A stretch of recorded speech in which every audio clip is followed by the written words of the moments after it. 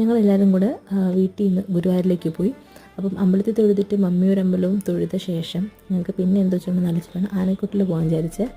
അങ്ങനെ ആനക്കൂട്ടിലോട്ട് പോയി. അപ്പം കുറേ ആനകളെ കണ്ടു. ഈ ആന എന്ന് പറയുമ്പോൾ മതം പൊട്ടിയപ്പോൾ സ്വന്തമായിട്ട് കൊമ്പ് കുത്തി പൊട്ടിച്ച ഒരു വില്ലാളി വീരനാണ്. എനിക്കത് ഇമാജിൻ ചെയ്യാൻ കൂടി വയ്യ. അതുപോലെ ഈ ആന ഫുൾ ടൈം ഡാൻസിങ് ആയിരുന്നു.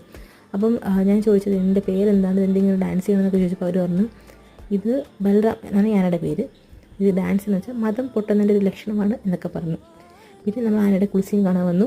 ഈ എല്ലാവരും തൊട്ട് നോക്കി. അപ്പം എല്ലാവരുടെ ഫേസിൽ ആദ്യമായിട്ട് തൊടേണ്ടതുണ്ട്. കാരണം ആനയുടെ സ്കിന്നിൽ കുറച്ച് നല്ല റഫാണ്, റഫ് ആൻഡ് ടഫ്. അപ്പോൾ പിന്നെ ഇതിനെ മാറ്റി നിർത്തിക്കണമെന്ന് വെച്ചാൽ കുറച്ച് ഡേഞ്ചറസ് ആയിട്ടുള്ള ആനകളാണെന്ന് അവിടെ നിന്ന് അവരിങ്ങനെ പറഞ്ഞു തരണമുണ്ടായിരുന്നു. പിന്നെ ഞങ്ങളാണെങ്കിൽ പിന്നെ ബീച്ചിൽ പോകാമെന്നൊക്കെ വിചാരിച്ചിരിക്കുമായിരുന്നു. അപ്പോഴാണ് മഴയൊക്കെ പെയ്തപ്പോൾ പിന്നെ രാത്രി 11:15 ട്രെയിൻ കയറാൻ വൈകിട്ട് ഒരു 5:30 റെയിൽവേ സ്റ്റേഷനിലെത്തിയല്ലേ നമ്മളെയാണ് നിങ്ങൾ കണ്ടുകൊണ്ടിരിക്കുന്നത്.